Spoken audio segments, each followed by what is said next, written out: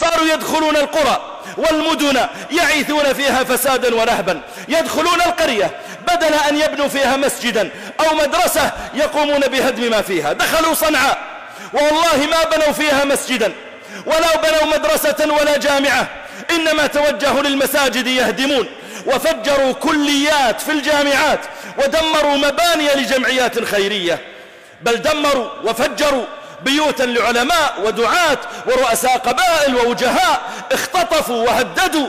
وعاش أهلنا في اليمن منهم في بلية وكربة. اليمنيون شرفاء دافعوا عن أنفسهم وديارهم. اليمنيون أبطال في القتال، أسود عند النزال، استعانوا بالله أولا ثم بإخوانهم المسلمين في الدول المجاورة ثانيا، ومثلهم لا يتركون وحدهم. فرسولنا صلى الله عليه وسلم مدح أهل اليمن فهم أرق الناس قلوبا وألينهم أفئدة، وهم أول من جاء بالمصافحة، وهم أول الناس ورودا على نبينا صلى الله عليه وسلم لحوضه في يوم القيامة.